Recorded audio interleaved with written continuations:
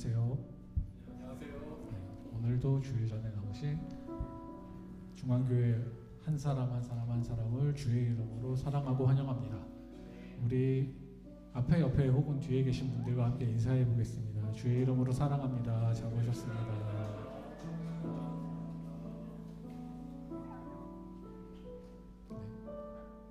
오늘 예배 가운데 당연한 얘기지만 우리 주님만 높임 받으셨으면 좋겠습니다. 그리고 오늘 이곳에서 주님만 선포되었으면 좋겠습니다. 다른 것들, 복잡한 것들 다 내려놓고 오로지 예수 그리스도와 그분의 너무 아름다우심과 그분을 우리가 찬양해야 될 100만 가지 이야기를 가지고 함께 찬양하며 나아갔으면 좋겠습니다. 우리 이 시간 가운데 먼저 기도로서 좀 나아갔으면 좋겠습니다. 우리 하나님 나의 마음을 좀 차분하게 하시고 나의 마음속에 있는 부담, 나의 마음속에 있는 생각 모든 것들을 잠시 편안하게 내려놓고 내가 오로지 이 시간 아름다우신 당신을 찬양하기 원합니다. 당신을 예배하기 원합니다. 라고 나의 마음을 주장해 주시옵소서 라고 함께 기도하며 나아갔으면 좋겠습니다. 우리 함께 기도하겠습니다. 하나님, 우리 마음 가운데 많은 생각, 많은 것들 복잡하고 어렵고 힘들고 어렵게 하고 있지만 하나님, 우리가 이 시간 가운데 모든 것을 내려놓고 편하게 주님께 집중하며 나아가길 원합니다. 우리 이 시간 가운데 나조차도 잊어버리고 오로지 주님만을 바라고 주님만을 향하고 주님께 집중하며 나아갈 수 있는 우리에게 하여 주시옵소서. 하나님, 세상은 너무 번잡하고 바쁩니다. 그리고 우리도 너무 번잡하고 바쁩니다. 이 시간 가운데 나도 나를 내어놓고 오로지 주님을 찬양하며 나아가기 원합니다. 주님을 예배하기 원합니다.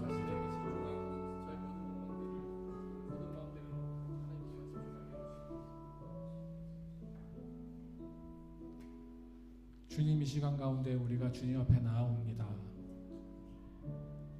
아버지,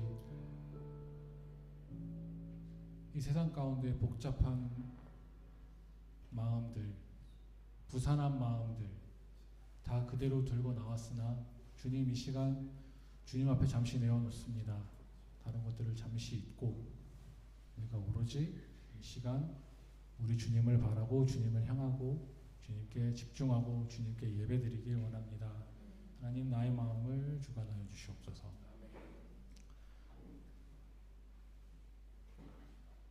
이 모든 말씀 우리 예배의 주인 되시는 예수 그리스도의 이름으로 기도했습니다. 아멘. 네.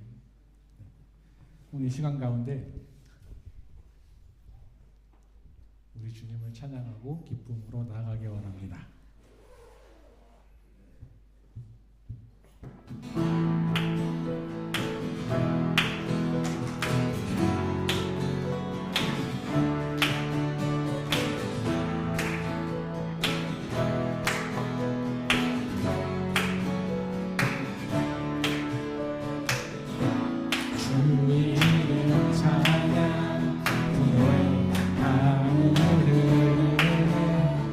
부요한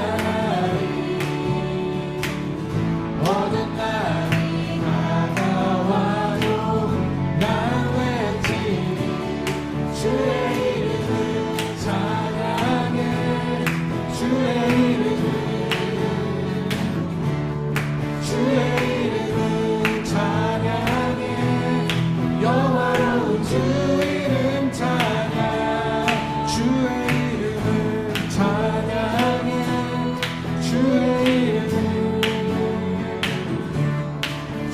이름을 찬양해 영화로운 주 이름 찬양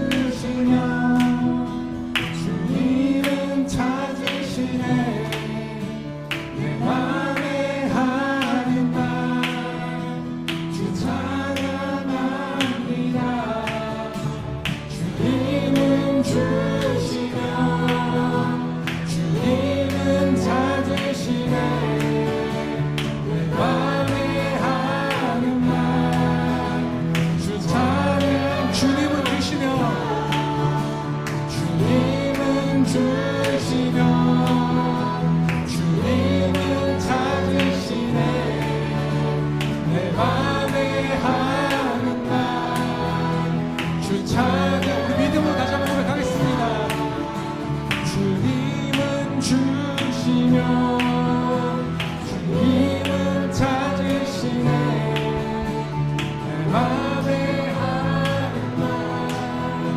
주 찬양합니다 주의 이름을 찬양해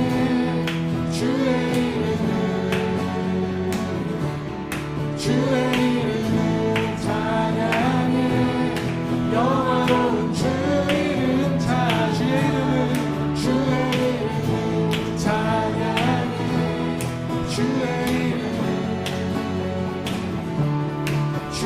이름을 찬양해 영화로운 주 이름 찬양 우리의 모든 것 주시는 주님께 감사의 박수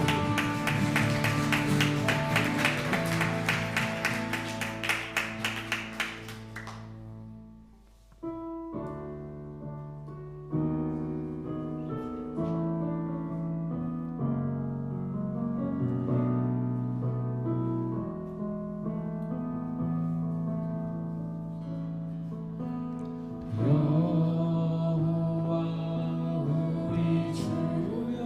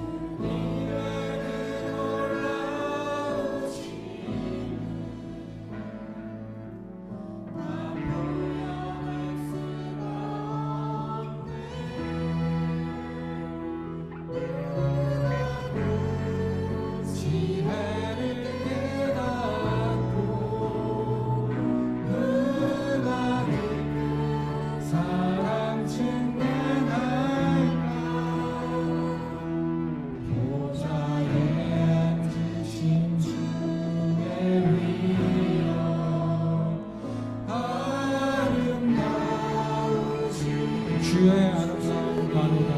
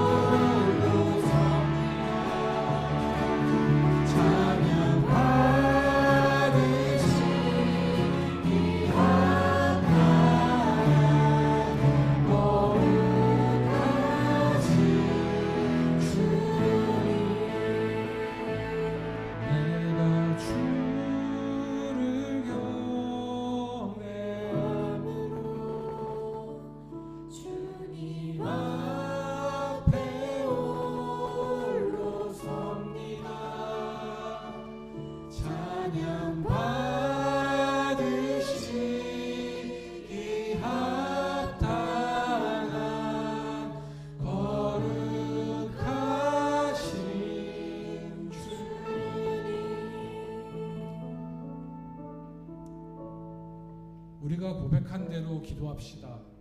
주님, 내가 모든 것을 내어놓고 주님 앞에 나 홀로 섰습니다. 오늘 이 시간 가운데 난 오로지 너무나도 아름다우신 주님만을 예배하고 찬양하기 원합니다 라고 오늘 예배를 기도하겠습니다.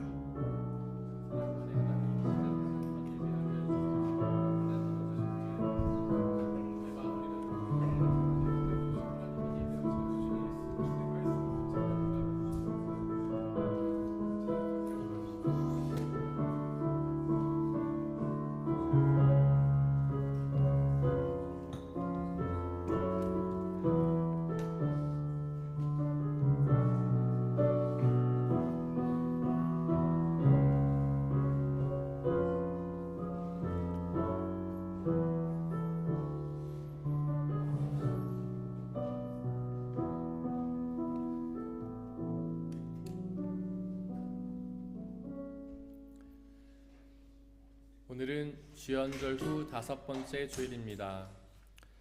이 땅에 사람의 몸으로 입고 오신 예수님에게서 하나님의 모습이 나타났습니다. 그 완전한 사람이시며 완전한 하나님이신 예수 그리스도께 예배드리겠습니다. 모두 자리에서 일어나십시오.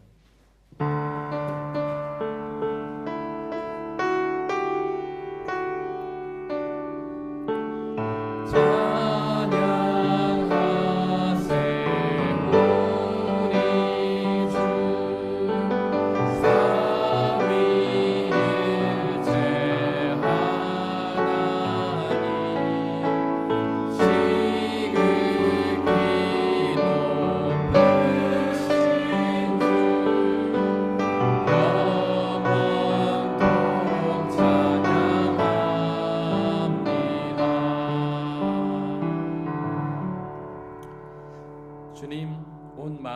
기울여서 주님께 감사를 드립니다. 내가 주님께 찬양을 드립니다. 내가 주님의 성전을 바라보면서 경배하고 주님의 인자하심과 주님의 진실하심을 생각하면서 주님의 이름에 감사를 드립니다. 주님은 주님의 이름과 말씀을 온갖 것보다 더 높이셨습니다. 하나님은 영이시니 예배하는 자가 영과 진리로 예배할지니라. 아멘. 사도신경으로 우리의 신앙을 고백하겠습니다. 나는 전능하신 아버지 하나님 천지의 창조주를 믿습니다. 나는 그의 유일하신 아들 우리 주 예수 그리스도를 믿습니다. 그는 성령으로 잉태되어 동정녀 마리아에게서 나시고 본디오 빌라도에게 고난을 받아 십자가에 못 박혀 죽으시고 장사된 지 사흘 만에 죽은 자 가운데서 다시 살아나셨으며 하늘에 오르시어 전능하신 아버지 하나님 우편에 앉아 계시다가 거기로부터 살아있는 자와 죽은 자를 심판하러 오십니다. 나는 성령을 믿으며 거룩한 공교회와 성전 교조회와 죄를 용서받는 것과 몸의 부활과 영생을 믿습니다. 아멘.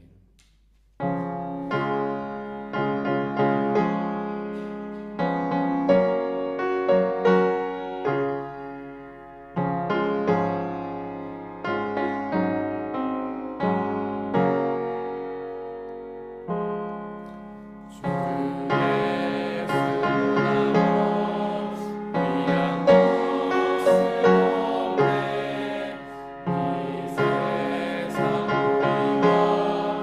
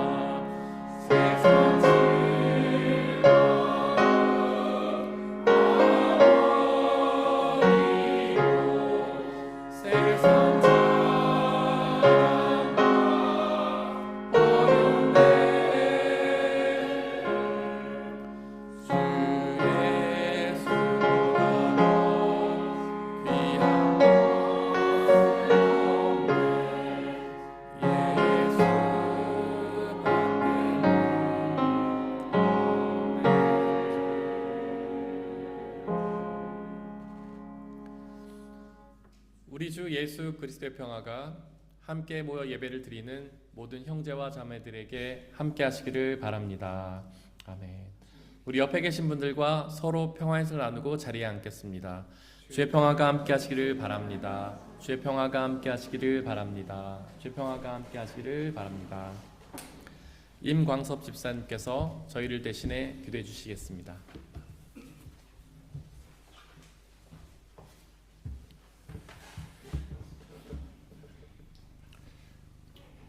사랑의 하나님, 독일에서의 겨울을 다시금 보내고 있습니다. 예전에 비해서 해도 많아지고 흐린 날도 적어져 감사할 조건임에도 불구하고 여전히 겨울의 추위에 움츠려져 있는 저희 모습을 바라봅니다. 전쟁으로 인한 인플레이션과 불경기, 그리고 살아가는 조국의 정치적인 어려움, 그로 인한 높은 환율들이 우리들의 이번 겨울을 더욱 춥게 만드는 것 같습니다. 몸과 마음은 움츠러져 있고 신년에 세웠던 기도 제목들과 계획들을 이루어내며 기적과 같은 삶을 살지 못하는 저희들의 모습을 보게 됩니다. 그리고 그런 모습을 보시며 안타까워하시는 아버지로서의 하나님을 생각하게 합니다. 온갖 기도와 간구로 언제나 성령 안에서 기도하십시오. 이것을 위하여 늘 껴서 끝까지 참으면서 모든 성도를 위하여 기도하십시오. 에베소서 6장 18절 말씀처럼 우리에게 주신 기도의 달란트를 잘 사용하길 소망합니다. 말씀과 기도와 찬양이라는 귀한 선물을 주셨는데 이것들을 삶 가운데서 사용하며 그것을 통해 하나님의 임재를 느끼는 저희의 삶이 되기를 기도합니다. 온갖 기도로 우리 주변에 있는 친구, 가족, 동료, 그리고 교회 안에서 함께 신앙생활을 하는 형제 자매들을 알아가고 또 위하여 기도하는 거룩한 사명을 잘 감당하게 하시길 간절히 바랍니다. 바울의 옥중 에베소 교회 형제 자매들에게 부탁한 이것을 위하여 늘 끼어서 끝까지 참으면서 모든 성도를 위하여 기도하십시오. 그 말씀은 그 당시나 지금이나 여전히 결코 지키기 쉬운 것이 아닌 것 같습니다. 하지만 이것이 우리 모든 그리스도의 삶의 기쁜 소명으로 감사함으로 감당하게 하소서. 하나님, 이것들을 위해서 저희가 깨어서 기도하고 또 그 기도들이 하나님께 상달되고 또 그 기도 제목들이 우리들 모두의 삶의 변화를 통해서 이루어지는 역사를 맛보게 하시길 성령님의 이름으로 간구합니다. 우리 각자의 일상의 삶도 그러하지만 우리 중앙교회의 삶의 기쁜 일, 슬픈 일, 조용한 일, 그리고 시끄러운 일들이 동일하게 일어납니다. 하나님, 저희들에게 지혜와 사랑을 주셔서 함께 즐거워하고 함께 슬퍼하며 우리에게 주시는 고난과 기쁨을 통해서 교회 안에서 돌봄과 사랑이 더욱 넘쳐나기를 기도합니다. 성령님과 동행하며 찬양하며 그분의 도움으로 매일매일 기쁘게 살아가게 하시길 기도합니다.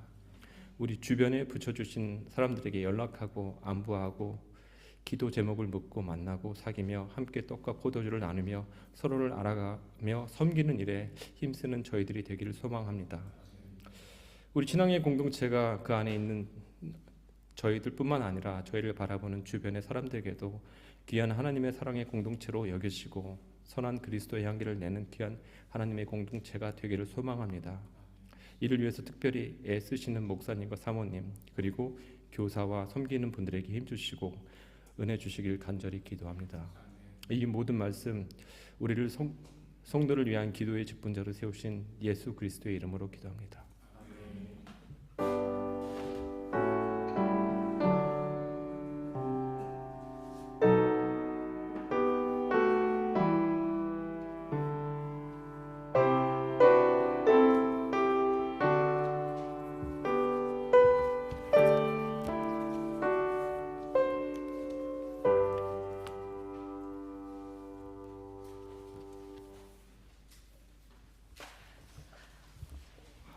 오늘의 독서는 이사야 6장 1절에서 8절입니다. 모두 주님의 말씀을 들으십시오. 우시아 왕이 죽던 해에 나는 높이 들린 보좌에 앉아 계시는 주님을 배웠는데 그의 옷자락이 성전에 가득 차 있었다. 그분 위로는 스랍들이 서 있는데 스랍들은 저마다 날개를 6 가지고 있었다. 둘로는 얼굴을 가리고 둘로는 발을 가리고 나머지 둘로는 날고 있었다. 그리고 그들은 큰 소리로 노래를 부르며 화답하였다. 거룩하시다, 거룩하시다, 거룩하시다. 만군의 주님, 온 땅에 그의 영광이 가득하다. 우렁차게 부르는 이 노랫소리에 문지방의 터가 흔들리고 성전에는 연기가 가득 찼다. 나는 부르짖었다. 재앙이 나에게 닥치겠구나. 이제 나는 죽게 되었구나. 나는 입술이 부정한 사람인데 입술이 부정한 백성 가운데 살고 있으면서 왕이신 만군의 주님을 만나 뵙다니. 그때의 스랍들 가운데 하나가 제단에서 타고 있는 숯을 부집개로 집어 손에 들고 나에게 날아와서 그것을 나의 입에 대며 말하였다. 이것이 너의 입술에 닿았으니 너의 악은 사라지고 너의 죄는 사해졌다. 그때 나는 주님께서 말씀하시는 음성을 들었다. 내가 누구를 보낼까? 누가 우리를 대신하여 갈 것인가? 내가 아뢰었다. 제가 여기에 있습니다. 저를 보내어 주십시오. 이것은 거룩하신 하나님의 말씀입니다.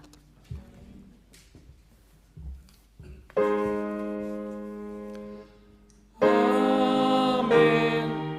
아멘.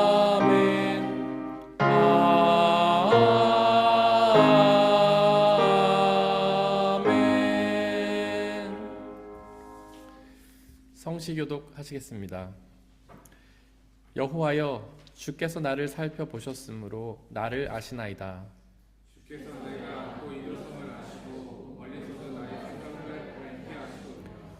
나의 모든 길과 내가 눕는 것을 살펴보셨으므로 나의 모든 행위를 익히 아시오니.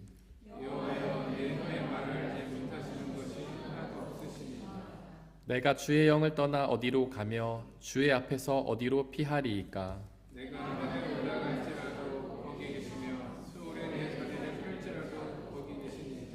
내가 새벽 날개를 치며 바다 끝에 가서 거주할지라도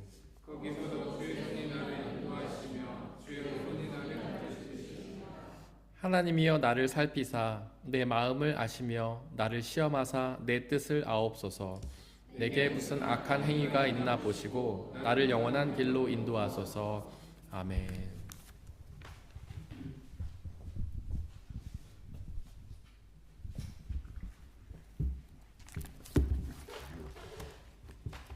오늘의 이 독서는 고린도전서 15장 1절에서 11절 말씀입니다. 모두 주님의 말씀을 들으십시오.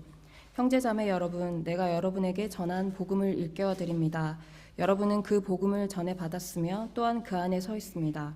내가 여러분에게 복음으로 전해드릴 말씀을 헛되이 믿지 않고 그것을 굳게 잡고 있으면 그 복음을 통하여 여러분도 구원을 얻을 것입니다. 나도 전해 받은 중요한 것을 여러분에게 전해드렸습니다. 그것은 곧 그리스도께서 성경대로 우리 죄를 위하여 죽으셨다는 것과 무덤에 묻히셨다는 것과 성경대로 사흘날에 살아나셨다는 것과 게바에게 나타나시고 다음에 12제자에게 나타나셨다고 하는 것입니다. 그 후에 그리스도께서 한 번에 500명이 넘는 형제 자매들에게 나타나셨는데 그 가운데 덜어는 세상을 떠났지만 대다수는 지금도 살아 있습니다. 나중에 야고보에게 나타나시고 그 다음에 모든 사도들에게 나타나셨습니다. 그런데 맨 나중에 달이 차지 못하여 난 자와 같은 나에게도 나타나셨습니다. 나는 사도들 가운데 가장 작은 사도입니다. 나는 사도라고 불릴 만한 자격도 없습니다. 그것은 내가 하나님의 교회를 박해했기 때문입니다. 그러나 나는 하나님의 은혜로 오늘의 내가 되었습니다. 나에게 베풀어 주신 하나님의 은혜는 헛되지 않았습니다. 나는 사도들 가운데 어느 누구보다도 더 열심히 일하였습니다.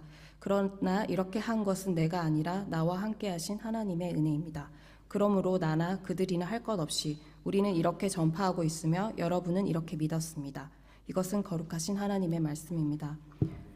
오늘의 3독서는 누가복음 5장 1절에서 11절입니다. 모두 주님의 말씀을 들으십시오. 예수께서 게네사렛 호숫가에 서 계셨다. 그때 무리가 예수께 밀려와 하나님의 말씀을 들었다. 예수께서 보시니 배 두 척이 호숫가에 대어 있었고 어부들은 배에서 내려서 그물을 싣고 있었다. 예수께서 그 배 가운데 하나인 시몬의 배에 올라서 그에게 배를 무태서 조금 떼어 놓으라고 하신 다음에 배에 앉으시어 무리를 가르치셨다. 예수께서 말씀을 그치시고 시몬에게 말씀하셨다. 깊은 데로 나가 그물을 내려 고기를 잡아라. 시몬이 대답하였다. 선생님, 우리가 밤새도록 애를 썼으나 아무것도 잡지 못했습니다. 그러나 선생님의 말씀을 따라 그물을 내리겠습니다. 그런 다음에 그대로 하니 많은 고깃대가 걸려들어서 그물이 찢어질 지경이었다. 그래서 그들은 다른 배에 있는 동료들에게 손짓하여 와서 자기들을 도와달라고 하였다. 그들이 와서 고기를 2배에 가득 채우니 배가 가라앉을 지경이 되었다. 시몬 베드로가 이것을 보고 예수의 무릎 앞에 엎드려서 말하였다. 주님, 나에게서 떠나 주십시오. 나는 죄인입니다. 베드로 및 그와 함께 있는 모든 사람은 그들이 잡은 고기가 엄청나게 많은 것에 놀랐던 것이다. 또한 세베대 아들들로서 시몬의 동료인 야고보와 요한도 놀랐다. 예수께서 시몬에게 말씀하셨다. 두려워하지 말아라. 이제부터 너는 사람을 낚을 것이다. 그들은 배를 무태댄 뒤에 모든 것을 버려두고 예수를 따라갔다. 이것은 거룩하신 하나님의 말씀입니다.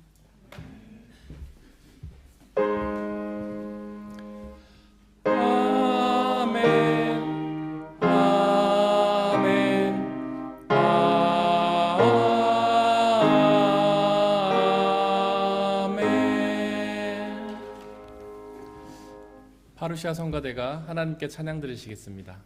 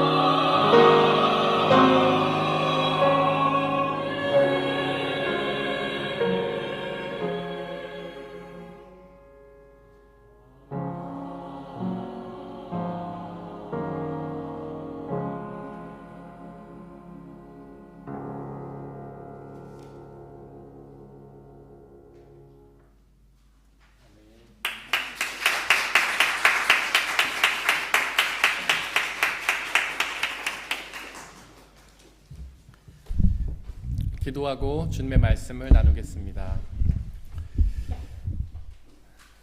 말씀으로 역사하시는 전능하신 창조주 하나님, 당신은 당신의 말씀으로 온 우주 만물을 창조하시고 또 이끌어 가시는을 고백합니다.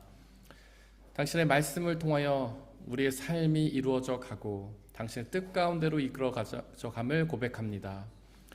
간절히 소망하오니 우리에게 이 시간 말씀하여 주시옵소서. 험한 세상을 살아가면서 우리의 눈과 귀가 어두워지고 마음이 강팍하여졌지만 당신의 영이신 성령 하나님을 우리 가운데 보내주시사 우리의 눈과 귀를 열어 주님께 집중하게 하시고 주님의 말씀에 귀를 기울이게 하시고 그 말씀이 이해되고 깨달아지며 믿어지고 순종하게 하여서 그 말씀에 약속하시는 구원과 기쁨을 누릴 수 있도록 은혜 내려 주시옵소서. 우리를 지켜 보호하시사 오직 하나님의 말씀만이 드러나게 하시고 말씀을 가로막는 모든 세력들을 물리쳐 주옵소서. 우리 주 예수 그리스도의 이름으로 기도드렸습니다. 아멘. 우리 아버지 하나님과 예수 그리스도께서 주신 은혜와 평화가 여러분들에게 있기를 바랍니다.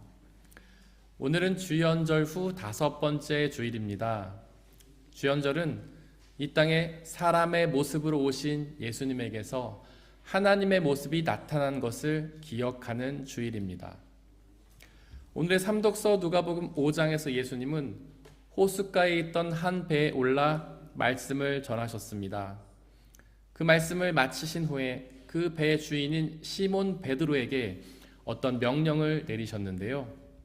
그 명령은 삼독서 4절에 기록된 것처럼 깊은 데로 나가 그물을 내려서 고기를 잡으라는 명령이었습니다. 과연 그 명령이 베드로에게 어떻게 들렸을까요? 당황스럽지 않았겠습니까? 그는 어부였잖아요. 물고기 잡는데 전문가였잖아요. 하지만 예수님은 하나님의 말씀을 전하시던 랍비 아니었습니까? 그렇게 랍비였던 예수님께서 어부에 대해서 무엇을 아신다고 그물을 던지라고 명령하시는 걸까요? 예수님은 말씀의 전문가시지 어부일의 전문가는 베드로였잖아요. 게다가 베드로는 밤새도록 그물을 던졌지만 허탕을 쳤는데요. 어부로서의 모든 지식과 경험을 동원해서 최선을 다했지만 아무것도 잡지 못했습니다. 그런 베드로에게 또다시 그물을 던지라니요. 베드로에게는 그 말씀이 어떻게 들렸을까요?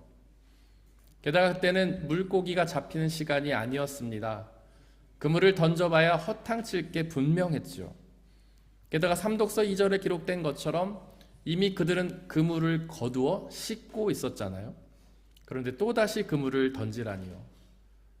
그 말씀은 베드로를 힘들게 하는 부담스러운 명령이 아니었던가요? 이렇게 따를 수 없는 명령을 도대체 왜 예수님은 베드로에게 하셨던 걸까요? 여기서 놀라운 것은 베드로가 예수님의 그 명령에 순종했다는 사실입니다. 정리하던 그물을 다시 풀어서 깊은 물가로 다시 던졌지요.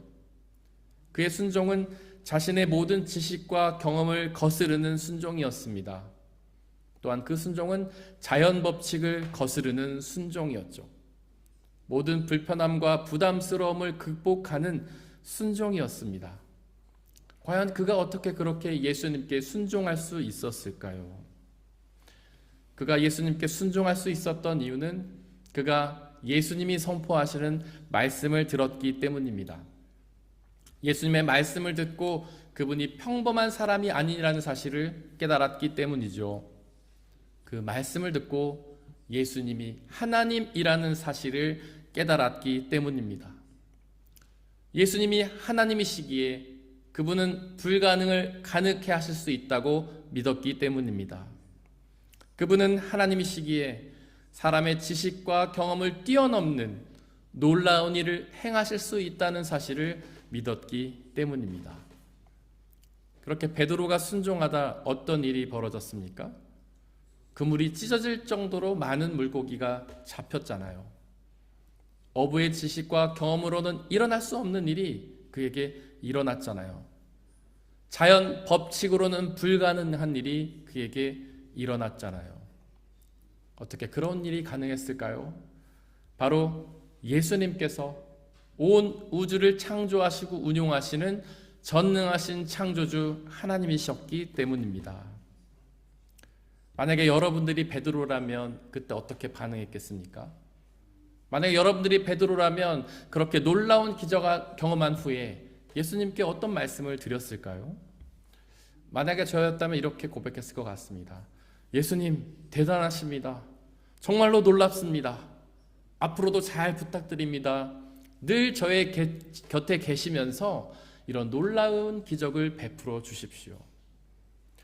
하지만 베드로는 그렇게 말하지 않았습니까? 삼독서 8절을 보십시오. 자기 곁에 늘 머물러 있어 달라고 고백한 것이 아니라 오히려 자기를 떠나 달라고 고백하지 않습니까? 참 이상한 일입니다. 그렇게 전능하신 예수님이 곁에 계시다면 언제나 항상 놀라운 기적을 경험하게 될 텐데 왜 베드로는 예수님께 자기를 떠나 달라고 요구했던 것일까요? 그 이유는 삼독서 8절에 기록된 것처럼 자신이 죄인이라는 사실을 깨달았기 때문입니다. 즉 예수님이 하나님이심을 깨닫게 되자 자신이 죄인이라는 사실을 깨닫게 된 것이죠. 그렇습니다. 하나님을 만나면 우리의 죄가 드러나서 그 죄를 깨닫게 됩니다. 하나님을 만나기 전에는 결코 그 죄를 깨달을 수가 없습니다. 믿지 않는 사람들 중에서 내가 무슨 죄인이냐고, 나는 죄가 없다라고 말하는 사람들이 아주 많지 않습니까? 아직 하나님을 만나지 못했기 때문에 그 죄를 깨닫지 못한 것입니다. 하나님을 만나면 그 죄를 깨닫고 고백하게 되지요. 저는 모태신앙입니다. 제가 의식이 있을 때부터 저는 이미 교회에 다니고 있었습니다. 하지만 하나님을 인격적으로 만난 건 중학교 때쯤이었는데요. 그때 저는 저의 죄를 깨닫게 되었습니다. 하나님 앞에서 그 죄를 뜨겁게 회개하게 되었죠. 신학자 어거스틴은 그렇게 말했습니다. 자기가 하나님을 만났을 때 자기의 모든 죄를 회개하고 심지어는 자기가 뱃속에서 지었던 죄까지 회개했다고 말이죠. 그것처럼 하나님을 만나면 우리는 우리의 죄를 깨닫고 죄인이라는 사실을 인정하게 됩니다. 그렇게 죄를 깨닫고 나면 어떤 감정이 들까요? 바로 두려운 감정이 듭니다. 베드로도 그렇게 두려운 감정을 가졌죠. 삼독서 10절에서 예수님은 베드로에게 두려워하지 말라라고 말씀하셨는데요. 바로 베드로가 두려워했기 때문입니다. 예수님이 하나님이라는 사실을 깨닫고 자신의 죄를 알게 되자 두려움을 느꼈던 것이죠. 이처럼 하나님을 만나서 죄를 깨닫게 되는 것은 두려움입니다. 그래서 신학자 루돌프 오토는 믿음은 하나님에 대한 두려움이라고 말했습니다.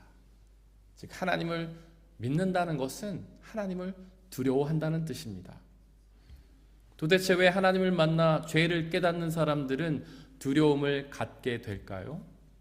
그 이유는 출애굽기 33장 20절에 기록된 것처럼 죄인은 하나님을 보면 죽기 때문입니다. 자신의 죄로 죽음을 당하게 될까봐, 영원한 죽음을 당하게 될까봐 하나님을 두려워하게 되는 것이죠. 하지만 예수님은 삼독서 10절에서 베드로에게 두려워하지 말라고 말씀하십니다. 우리의 죄가 하나님 앞에 드러났다 하더라도 두려워할 필요가 없다는 말씀입니다. 바로 우리 주 예수 그리스도께서 우리의 죄를 다 용서해 주셨기 때문입니다. 우리 주 예수 그리스도께서 십자가 위에서 우리를 대신해 죽으심으로 우리의 죄를 다 용서해 주셨기 때문에 더 이상 죄로 인해 두려워할 필요가 없는 것이죠. 그 예수님을 믿으면 모든 죄를 다 용서받고 구원을 얻게 되기 때문에 더 이상 두려워할 필요가 없습니다. 삼독서 10절에서 예수님은 베드로에게 이렇게 말씀하십니다. 이제부터 너는 사람을 낚을 것이다. 즉 하나님께서는 하나님을 믿고 죄에서 구원받은 베드로에게 죄에 빠진 다른 사람들을 낚아서 구원을 받게 하라는 소명을 맡기신 것이죠. 그렇게 죄에 빠져서 죽음을 당할 수밖에 없는 사람을 낚아서 구원하는 방법이 무엇입니까? 바로 예수 그리스도의 복음을 전하는 방법입니다.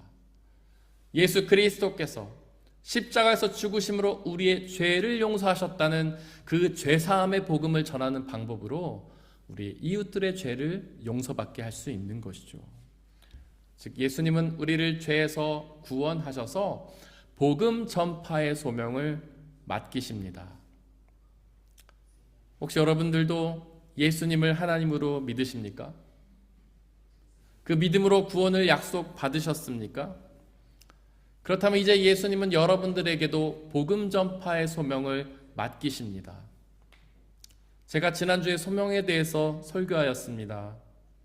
소명은 우리의 의지로 하는 것이 아니라 하나님이 맡기시는 힘으로 하는 것입니다. 그렇게 우리가 하고 싶으면 하고 하기 싫으면 하지 않는 것이 아니라 반드시 해야만 하는 소명입니다. 여러분들의 상황과 환경이 어려우십니까? 너무나 바쁘고 할 일이 많으신가요? 하지만 소명을 감당해야 합니다. 그것은 우리 주 예수 그리스도께서 우리에게 맡겨주신 소명이기 때문이죠. 그렇다면 우리가 하나님께 소명을 받았으니 모두 목회자나 선교사가 되어야 할까요? 하던 일을 다 제쳐두고 신학교에 가야만 할까요? 그러실 필요는 없습니다. 지난주에 나눴던 것처럼 소명을 뜻하는 독일어는 베루프인데요. 베루프에는 소명이라는 뜻 외에도 직업이라는 뜻도 있습니다. 즉 소명은 단지 목회나 선교의 일을 감당하는 것이 아닙니다. 바로 여러분들의 직업을 감당하는 것이 소명입니다. 직장인은 직장인의 소명을, 가정주부는 가정주부의 소명을, 학생들은 학생들의 소명을 감당하는 것이 바로 하나님의 소명을 감당하는 것이죠. 마틴 루터는 기저귀를 가는 일 또한 소명이라고 말하지 않았습니까? 우리의 가정도 소명입니다. 여러분들의 가정에서 하는 그 모든 일들, 요리를 하는 일, 설거지하는 일, 청소하는 일, 쓰레기를 버리는 일, 그 모든 일이 하나님의 소명입니다. 바로 우리의 일상에서 경험하는 그 모든 일들이 하나님이 맡기신 소명이죠. 여러분들의 일상에서, 여러분들의 가정과 학교와 일터에서 하나님이 맡기신 소명에 성실히 감당하시길 바랍니다. 삼독서 11절에 보니까 소명을 받은 베드로는 모든 것을 다 버려두고 예수님을 따라갔다라고 고백합니다. 오늘의 설교의 제목과 똑같습니다. 즉 베드로는 소명을 받자 자신의 소유를 다 버려두고 예수님이 맡기신 소명을 감당하려고 했습니다. 베드로뿐이 아닙니다. 성경에서 소명받은 사람들은 다 그랬습니다. 자신의 소유를 다 내버려두고 하나님의 소명을 감당하려고 나아갔습니다. 바울도 그랬습니다. 그는 소명을 받자 그가 가진 모든 것들을 배설물처럼 버리며 소명을 감당하려 했습니다. 초대교회 성도들도 그랬습니다. 그들은 소명을 받자 자신의 소유를 다 교회에 바치고 그 소명을 감당하려고 했죠. 과연 그 이유가 무엇일까요? 왜 소명받은 사람들은 그렇게 소유를 버리는 것일까요? 왜냐하면 소유를 얻는 것이 소명을 감당하는 일의 목적이 아니기 때문입니다. 소유는 세상 사람들이 일하는 목적입니다. 그들은 소유를 얻고 모으기 위해 일을 합니다. 그래서 소유를 많이 얻으면 일을 열심히 하고 조금 얻으면 대충 일합니다. 하지만 소명의 목적은 소유가 아닙니다. 바로 예수 그리스도의 복음을 전하는 것이 소명의 목적입니다. 그렇게 소명자는 소유에 관심을 두지 않습니다. 소유를 조금 얻든지 많이 얻든지 그 소명을 성실히 감당합니다. 그 소명을 통해 복음이 전파되기만 한다면 만족합니다. 그 소명에서 얻어진 소유는 버리게 됩니다. 오해는 하지 마십시오. 여기서 소유를 버린다는 것은 소유를 쓰레기통에 내버린다는 뜻은 아닙니다. 소유를 나 자신을 위해서만 쓰지는 않는다는 뜻입니다. 그 소유를 내가 아니라 예수 그리스도를 위하여, 즉 복음을 위하여 쓴다는 뜻입니다. 그 소유를 나 자신이 아닌 우리의 이웃들을 위하여 쓴다는 뜻입니다. 달란트의 비유를 보십시오. 거기서 종은 주인이 맡긴 달란트로 무엇을 해야 했습니까? 자신이 먹고 마시며 즐겼나요? 그렇지 않잖아요. 열심히 일해서 주인의 재산을 늘려야 했잖아요. 주인의 재산을 늘리면 상을 받지만 그렇지 못하면 벌을 받잖아요. 그렇게 주인이 종에게 달란트를 맡기듯이 하나님은 소명자에게 소유를 맡기십니다. 그 종이 달란트를 주인을 위해 투자를 했듯 소명자도 소유를 하나님을 위해 사용해야 합니다. 우리의 소유를 오직 하나님의 복음을 전하는 일에 사용해야 합니다. 물론 소유를 버려야 한다는 성경 말씀은 이해가 됩니다. 하지만 실행하기는 어렵죠. 소유를 버린다는 것이 얼마나 아까운 일입니까? 우리가 열심히 일해서 벌었는데 그것을 버린다니 얼마나 아깝습니까? 그게 있으면 즐겁게 살 수 있는데요. 먹고 싶은 것, 입고 싶은 것, 놀고 싶은 것 다 할 수 있는데요. 도대체 어떻게 그렇게 베드로나 바울, 초대교회 성도들은 그들의 소유를 쉽게 버릴 수 있었을까요? 소유를 버리면 더 귀한 것을 얻게 된다는 사실을 믿었기 때문입니다. 소유를 버리면 하나님의 축복인 구원과 평안과 기쁨을 누린다는 사실을 믿었기 때문입니다. 그 귀한 은혜를 나만 누리고 마는 것이 아니라 우리의 이웃들도 누리게 된다는 사실을 믿었기 때문입니다. 사랑하는 성도 여러분들, 우리 주 예수 그리스도를 우리의 하나님으로 믿으십니까? 그렇다면 그분이 맡기는 소명을 성실히 감당하십시오. 소유를 얻기 위해 일하지 말고 소명을 이루기 위해 일하십시오. 얻어진 소유를 버려 복음을 전하십시오. 그러면 우리만 구원을 얻고 마는 것이 아니라 우리의 모든 이웃들이 다 구원의 은혜를 누리는 놀라운 역사를 누리게 될 것입니다. 사람의 헤아림을 뛰어넘는 하나님의 평화가 여러분들의 마음과 생각을 그리스도 예수 안에서 지켜주시기를 원합니다. 오늘 우리에게 선포된 말씀을 돌이켜보면서 그 말씀을 가슴에 새기고 온전히 믿고 의지하며 순종하게 해달라고 이 시간에 잠시 묵상해서 기도하겠습니다.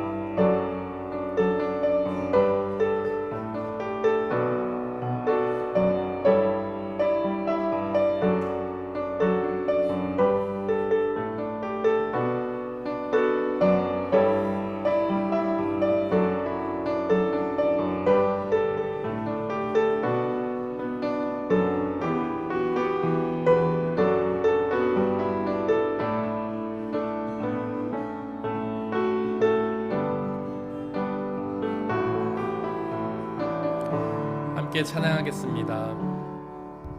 주님 말씀하시면 내가 나가리라. 주님 뜻이 아니면 내가 멈춰서리라. 나의 가고 서는 것 주님 뜻에 있으니 오 주님 나를 이끄소서. 주님 말씀하시면 내가 나가리라. 주님 뜻이 아니면 내가 멈춰서리라.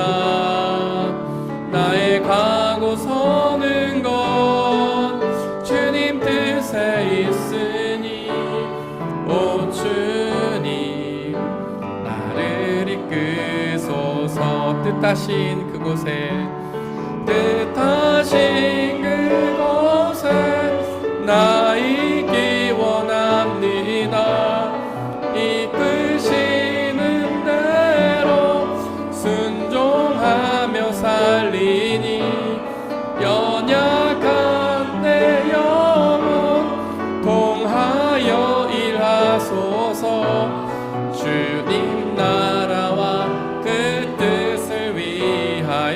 뜻하신 그곳에 뜻하신 그곳에 나 있기 원합니다.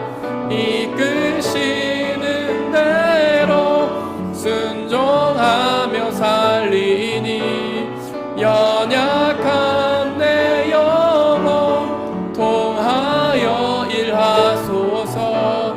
주님 나라와 그 뜻을 위하여 오 주님 나를 이끄소서. 우리 주 예수 그리스도께서는 죄인은 우리를 찾아와서 당신의 자녀로 삼으시며 구원의 은혜를 베푸십니다. 그 후에 소명을 맡기십니다. 바로 예수 그리스도의 죄사함의 복음을 이웃들에게 전하라는 소명을 맡기십니다. 그 사명을 위해 우리의 달란트를 사용하기를 원하십니다. 우리의 가진 소유들, 나의 물질뿐 아니라 시간과 마음과 정성까지 다 주님께 드려 주님의 복음을 전하기를 원하십니다. 그리하여 우리뿐만 아니라 우리의 이웃들도 다 예수 그리스도께서 주시는 죄사함의 구원을, 참된 기쁨을 받아 누리길 원하십니다. 그 소명을 온전히 감당하기를 원한다고, 그 소명을 감당할 수 있도록 성령의 도우심을 달라고 이 시간 함께 기도하겠습니다. 우리 주 예수 그리스도여, 연약하고 죄 많은 우리를 택하셔 당신의 자녀로 삼으시고 구원의 은혜를 베풀어 주심에 감사와 찬양을 드립니다. 우리는 무능하고 연약한 죄인이지만 우리를 택하여 부르심에 감사와 찬양을 드립니다. 하나님, 그 소명에 순종하며 예수 그리스도의 복음을 전하게 하여 주옵소서. 비록 우리는 약하고 무능하나 성령 하나님의 도우심으로 그 소명을 감당할 수 있도록 역사하여 주시옵소서. 우리에게 맡기신 그 달란트를 사용하게 하여 주옵소서. 우리에게 맡기신 그 소유를 나의 욕망과 나의 즐거움만을 위해 쓰는 것이 아니라 오직 우리 주 예수 그리스도를 위해 사용하게 하시고 주님의 복음을 전하는 일이 사용하게 하셔서 우리가 전하는 복음을 통하여 수많은 사람들이 주님의 복음을 믿고 주님께로 돌아와 주님이 주시는 그 구원의 은혜를 누릴 수 있도록 역사하여 주옵소서. 나만 구원의 은혜를 누리고 마는 것이 아니라 우리가 복음을 전하는 우리의 이웃들 모두가 예수 그리스도의 복음을 듣고 믿고 의지하여 그 복음이 약속하시는 구원의 은혜를 참 기쁨과 평화를 누릴 수 있도록 아버지 하나님 역사해 주옵소서. 성령 하나님 함께 계시며 우리에게 복음을 전하는 능력과 은혜를 허락하여 주시고 힘을 주옵소서. 주님의 힘을 통하여 그 복음을 감당할 수 있도록 아버지 하나님 역사하여 주옵소서.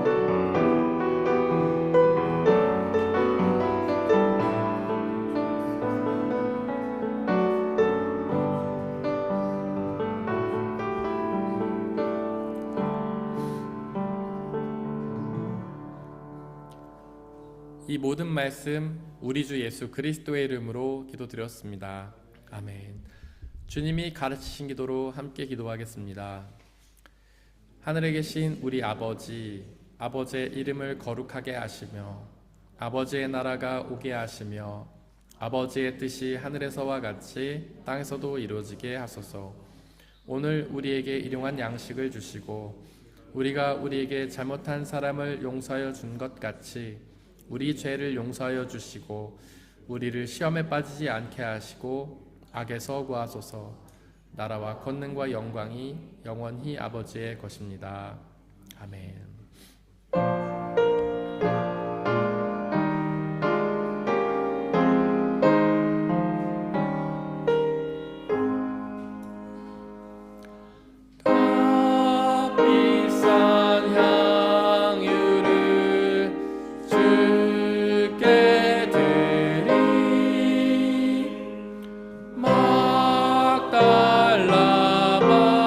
마리아 온 바다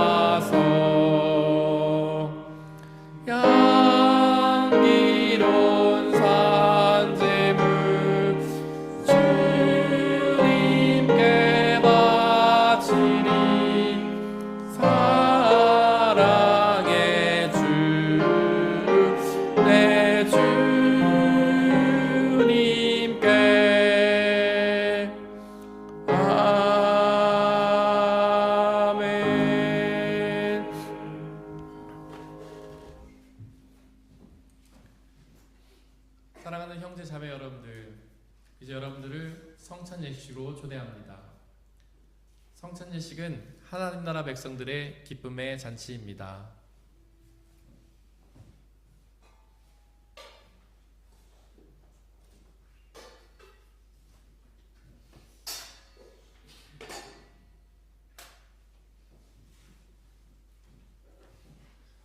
우리 주 예수 그리스도께서 잡히시던 날 밤에 제자들을 모으시고는 하늘 우러러 감사를 드리신 후에 나눠주시며 말씀하시기를 받아 먹으라. 이것은 너에게 주는 내 몸이니라. 이것을 행하여 나를 기억하라.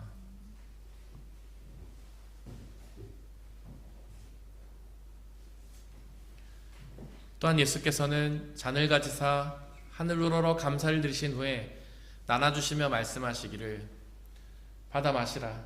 이것은 너희의 죄를 사하기 위하여 흘리는 나의 피 곧 언약의 피니라. 이것을 행하여 나를 기억하라.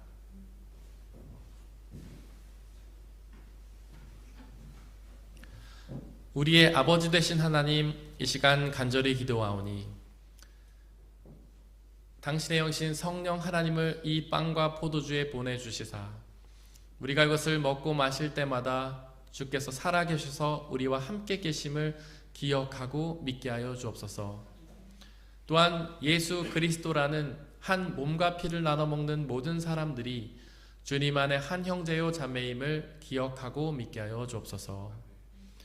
또한 우리 주 예수 그리스도께서 다시 오시는 그날까지 이 성찬을 행하며 그날에 이루어질 하나님 나라와 영원한 생명을 소망하게 하여 주옵소서. 지금 이 시간 우리 주님께서는 저와 여러분들을 주님의 식탁으로 초대하십니다. 우리 함께 주님의 몸과 피를 먹고 마시겠습니다. 성찬에 참여하기를 원하시는 분들은 자리에서 일어나 주십시오.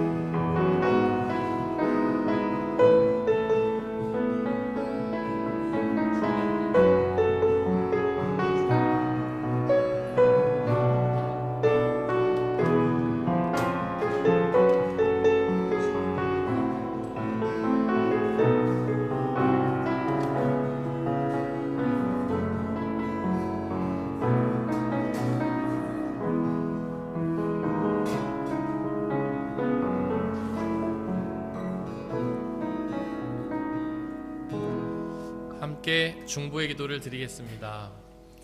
먼저 이 세상에 있는 모든 피조물들을 위해서 중보해 주십시오. 그들 모두가 하나님께서 사랑하셔서 손수 창조하신 피조물임에도 불구하고 아직 주님의 복음을 알지 못해 여전히 어둠 속에서 고통당하고 있습니다. 그들 모두에게 예수 그리스도의 복음의 빛이 비춰져서 그들 모두가 그 복음이 주시는 참된 구원의 은혜, 기쁨과 평화와 자유를 누리게 해달라고 기도해 주십시오. 우리 교회를 위해 중보해 주십시오. 비록 부족하고 연약한 사람들의 모임이지만 성령 하나님의 은혜로 함께하여 주시사 이 땅에 하나님 나라로 이루어 주시고 주님의 복음이 온전히 선포되며 성례전이 온전히 집례되며 그 복음의 은혜를 우리 모두가 받아 누리며 우리의 이웃들에게 전하는 사명 감당하는 교회 되게 해달라고 기도해 주십시오. 옆에 있는 분들 한 사람 한 사람을 위해 기도해 주십시오. 그들 모두가 예수 그리스도를 하나님으로 믿는 믿음의 사람들이 되게 하여 주시고 구원의 기쁨을 누릴 뿐만 아니라 하나님의 소명을 감당하는 소명자로 살아가게 하시고 성령을 의지하며 그 소명을 성실히 감당하여 주님의 복음을 우리만 받아 누리는 것이 아니라 우리 이웃들에게 전하게 해달라고 이 시간에 중보의 기도를 드리겠습니다. 함께 기도하겠습니다. 사랑과 하나님 중보의 기도를 드립니다. 먼저 온 세상에 있는 피조물들을 위해서 기도합니다. 하나님 그들 모두에게 예수 그리스도의 복음의 빛이 비춰지게 하여 주옵소서. 그들이 저 어둠 속에서 하나님 고통당하는 것이 아니라 그 예수 그리스도의 복음의 빛 가운데로 나와 그 빛이 주시는 참된 구원과 기쁨을 누릴 수 있도록 은혜를 베풀어 주옵소서. 우리의 교회 공동체를 위해 기도합니다. 비록 연약하고 부족한 사람들의 모임이지만 성령 하나님의 은혜로 함께하여 주시고 이 땅에 하나님 나라로 이루어 주시고 주님의 복음을 온전히 받아 누리게 하시고 성리적인 은혜를 온전히 받아 누리게 하시고 은혜를 우리만 받아 누리는 것이 아니라 우리의 이웃들에게 전하는 삶을 감당할 수 있도록 역사하여 주시옵소서. 하나님 각 지시한 사람 한 사람을 위해 기도합니다. 우리 모두가 예수 그리스도의 구원을 얻은 자녀일 뿐 아니라 하나님께 소명을 받은 소명자인 고백합니다. 하나님 우리가 은혜만 누리고 많은 사람들이 되는 것이 아니라 주님이 하신 소명을 성실히 감당하게 하여 주옵소서. 하나님께 맡기신 그 모든 자유를 다 버리고 그것을 사용하면서 하나님과 이웃들에게 주님의 사랑을 전하는 그 사명을 감당할 수 있도록 아버지 하나님 은혜를 부탁드립니다. 우리 힘이 아닌 성령의 힘으로 그 사명을 감당할 수 있도록 역사할 때 우리하여 그 사명의 끝에 하나님 우리뿐만 아니라 우리 이웃들에게 구원의 은혜를 누리는 복된 은혜와 축복을 누리게 허락하여 주옵소서. 성령 하나님 지금부터 영원토록 함께 계시고 주님의 은혜를 누릴 수 있는 귀한 역사를 우리에게 허락하여 주시기 바랍니다. 성령 하나님께서 함께하여 주시고 인도하시고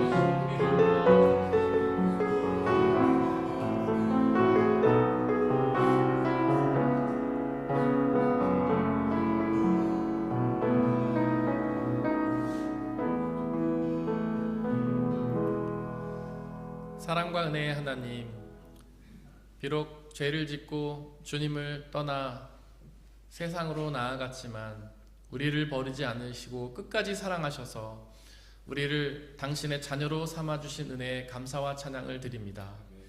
당신의 아들 예수 그리스도를 우리 대신에 십자가에 죽이시고 그로 인해 우리의 모든 죄를 용서하여 주셔서 우리에게 구원의 은혜를 주심에 감사와 찬양을 드립니다. 하나님께서 구원을 주시면서 또한 소명을 주셨음을 고백합니다.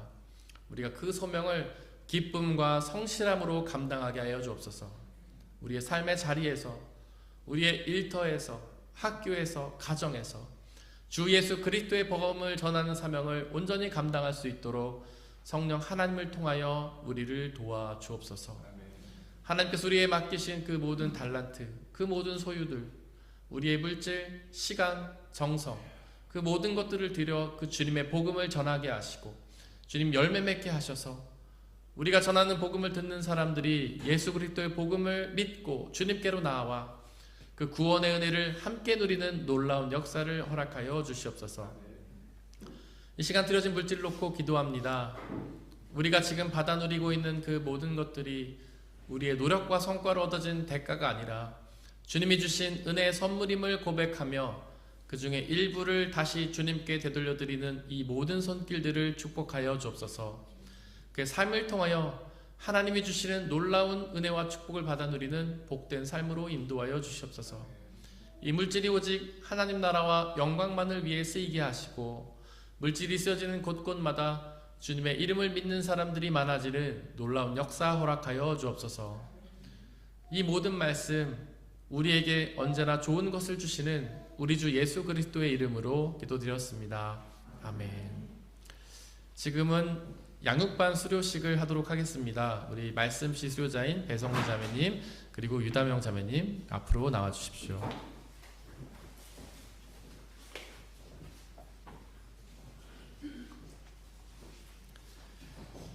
먼저 수료증을 전달하겠습니다. 배성미 성도님 앞으로 나와주시고요. 이름 배성미 성도, 양육과정 말씀시, 멘토 최아라 성도. 위 사람은 본 교회의 말씀시 양육과정을 성실히 참여하여 모든 과정을 마치셨기에 이 증서를 드립니다. 주후 2025년 2월 9일 다람슈타트 중학교의 담임 목사 김재학.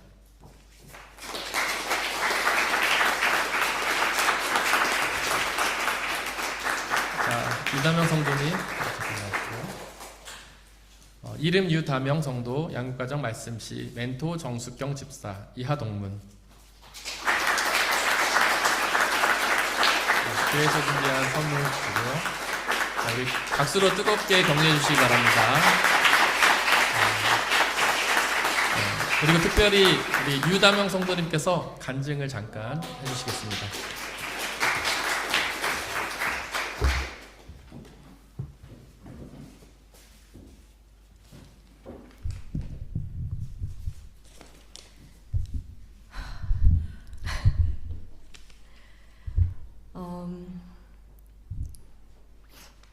재작년이었을 것 같아요. 재작년에 집에서 일을 하고 있는데 갑자기 오른쪽 어깨가 약간 이상한 거예요. 이런 것이 약간 일주일 전부터 있었었는데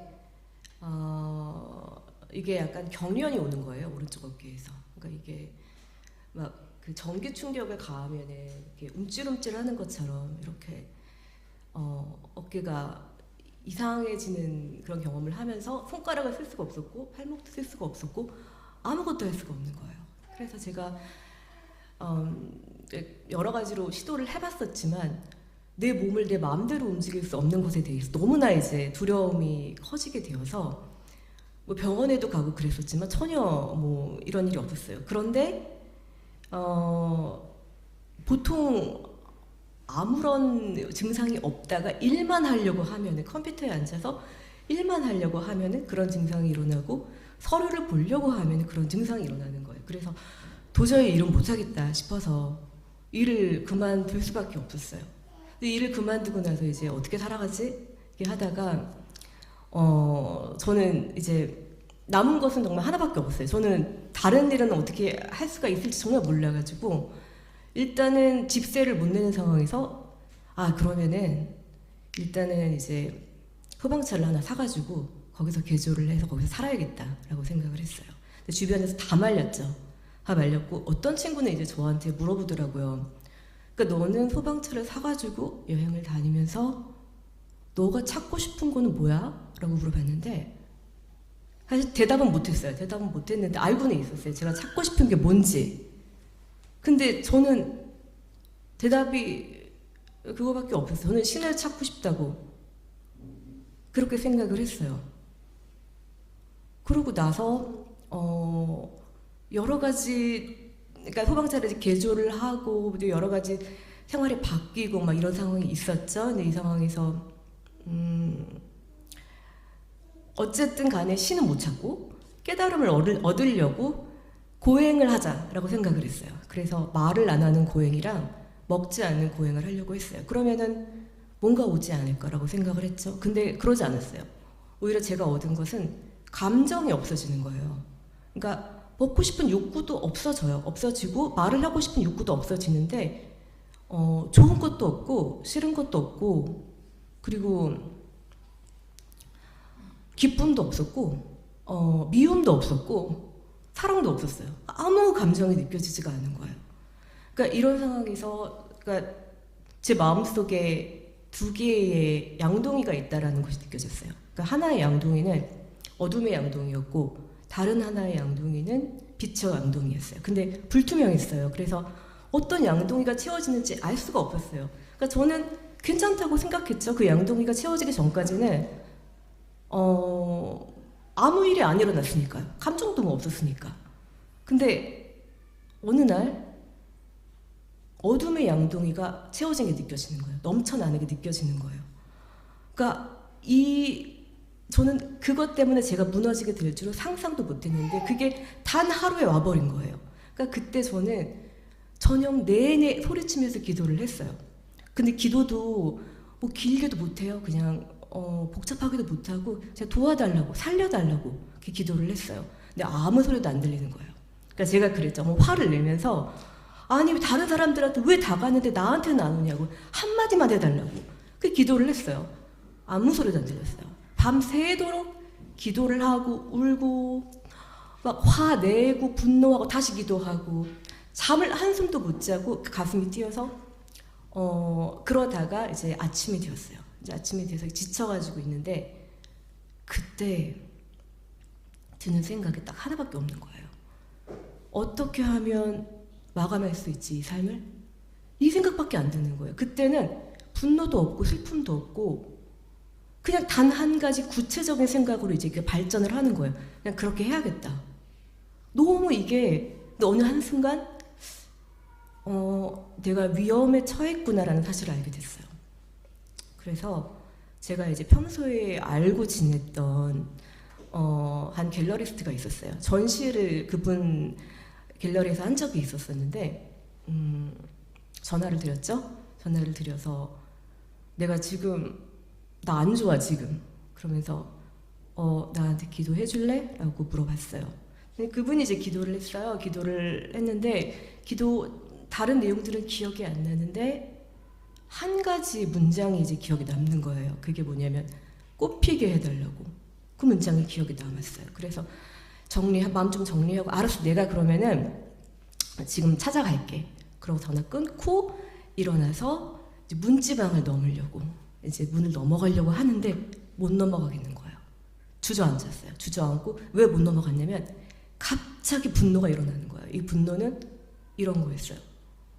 꽃피게 해달라고. 우리 모두 다.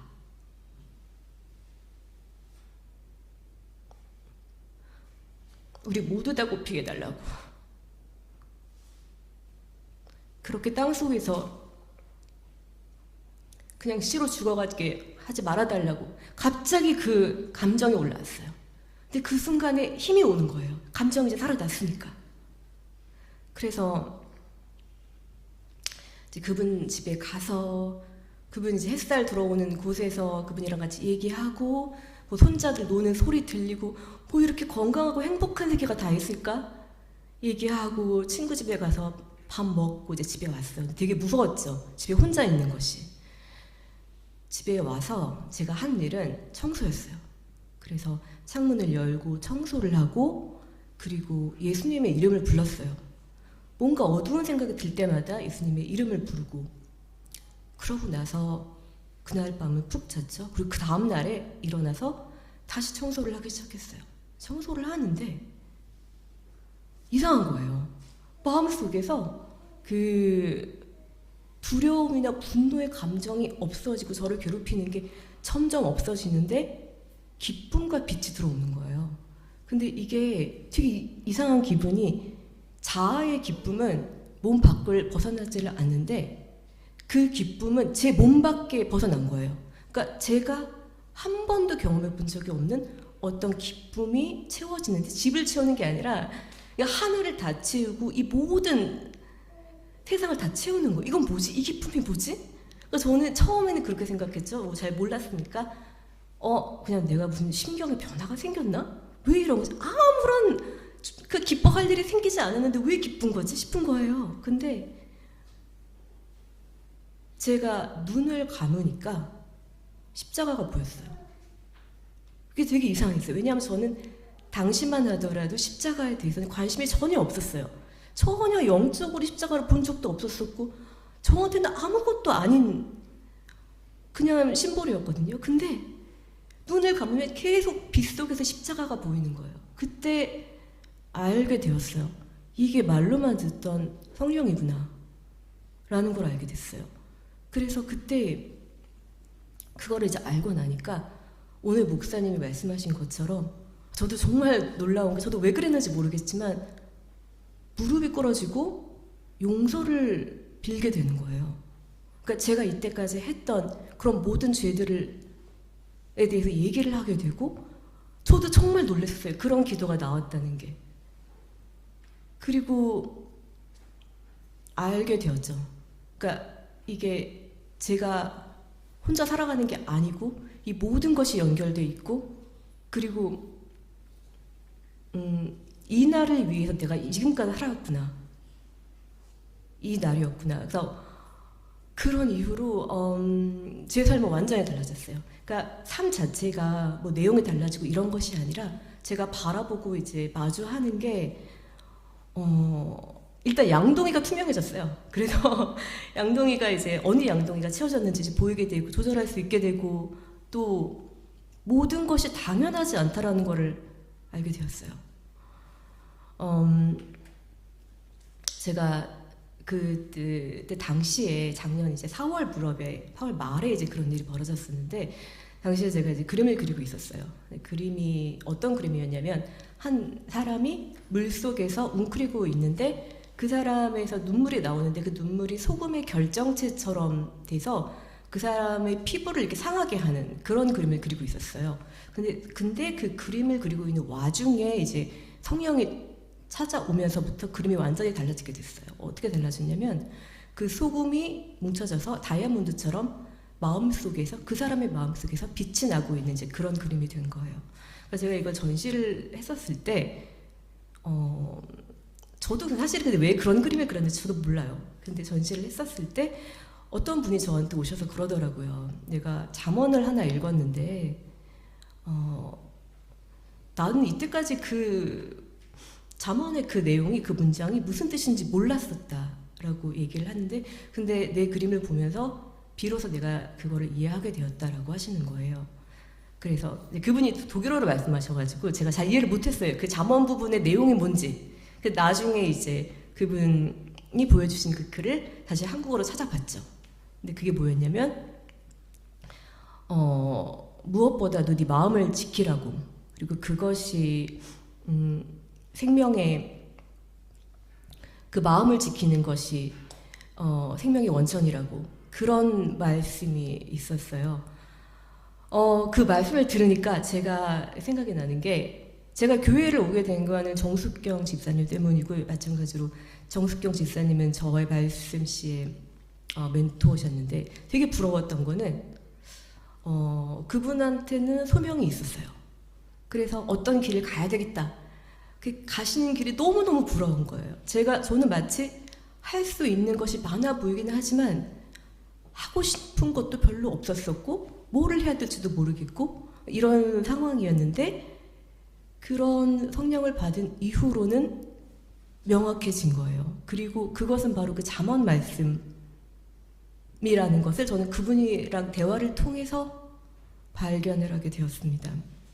저는 그렇게 생각해요. 제가 아무리 기도를 혼자 했다 하더라도 빛의 양동이가 채워지지 않았었을 것 같아요. 근데 저는 그때 당시에 이 교회에 출석을 하고 있었었고, 가끔 오기는 했었지만 그래도 기억을 해주시고 기도를 해주신다는 걸 알고 있었고, 그래서 저는 그런 생각이 들었어요. 이건 정말 저 혼자만의 기도로는 될 수가 없는 일이었다.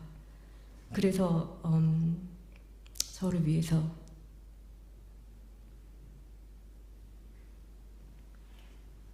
저를 잘 알지도 못하시는데 기도해 주셔서 감사합니다.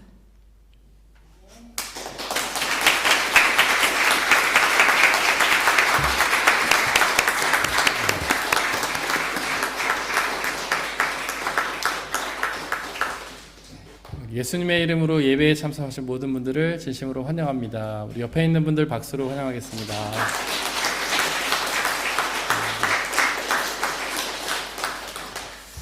광고 말씀 드리기 전에 우리 말씀 같이 읽겠습니다. 주보 맨 뒷면에 보시면은 말씀이 두 개가 있는데, 위에 있는 말씀, 지난주 묵상했던 말씀 함께 읽겠습니다. 시작. 그리고 너희는 진리를 알게 될 것이며 진리가 너희를 자유롭게 할 것이다. 요한복음 8장 32절 말씀. 아멘. 우리 앞으로 한 주 동안 묵상해야 될 말씀, 아래에 있는 말씀 읽겠습니다. 시작. 내 계명은 이것이다. 내가 너희를 사랑한 것과 같이 너희도 사랑하여라. 요한복음 15장 12절 말씀. 아멘. 광고 말씀 드리겠습니다. 예배 후에는 독일교회 예배가 있기 때문에 본당 사용이 어렵습니다. 3시 전에는 저희가 본당을 비워줘야 될 것 같고요. 다음 주에는 재직헌신 예배가 있고 다음 주 예배 후에도 독일교회 행사가 있어서 본당 사용이 어렵습니다. 계속해서 찬양팀 모집 중에 있고요. 제가 지난 주간 지방에 잘 다녀왔고요. 지방 회장으로 제가 이제 선출이 되었는데 뭐 박수 칠 일은 아니고 그게 뭐 능력 있어서가 아니라 순서대로 하는 거예요. 순서가 됐기 때문에 한 거고 그래서 이제 지방회를 위해서 이제 섬기게 되었는데 아무래도 뭐 이렇게 주중회라든지 주일이라든지 가끔씩 행사가 있을 것 같습니다. 그래서 여러분들이 많이 기도해 주시고 도와주시기를 바라고요. 그것과 관련해서 5월에 제가 이제 총회 참석차 한국에도 잠시 방문을 하게 되었습니다. 계속 중보 부탁드립니다. 저희가 한 주 동안 중보해야 될 곳은 브라질 과라실교회 김창신 김빅성 교사님, 삼송 참좋은교회 나대현 목사님이십니다. 우리 다 함께 일어나서 130장 2절 찬양하겠습니다.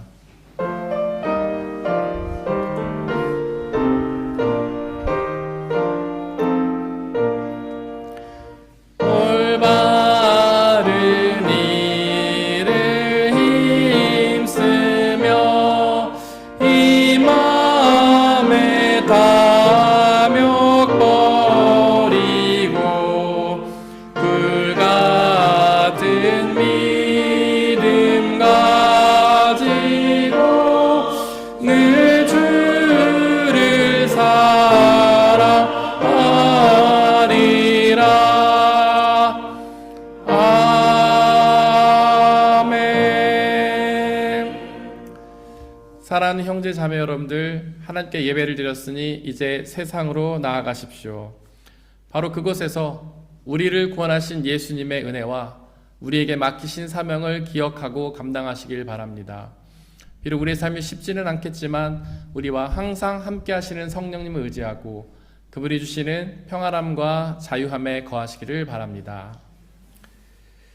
지금은 우리 주 예수 그리스도의 은혜와 아버지 하나님의 한이 없으신 사랑하심과 성령님의 교제하심, 위로 인도 보호하심이 우리 모든 성도님들 머리머리 위에와 그들이 속한 가정과 학업과 일터와 그들이 만나는 모든 사람들 위에 지금부터 영원토록 함께해 주시기를 간절히 축원하옵나이다.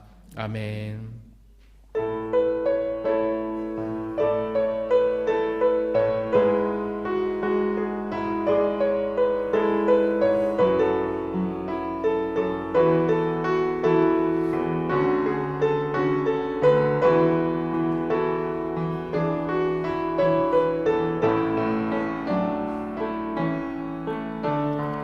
교회여 일어나라 주께서 부르시니 두려움과 실패 내려놓고 교회여 일어나라 교회여 일어나라 주께서 보내시니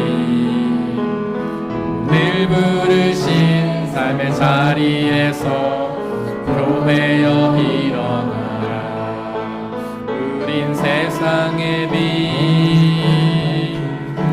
하나님의 편지 주의 교회를 통해 세상이 주를 보리라 일어나 아버지 사랑으로 아버지 능력으로 서로 하나 되어 그 빛을 비추라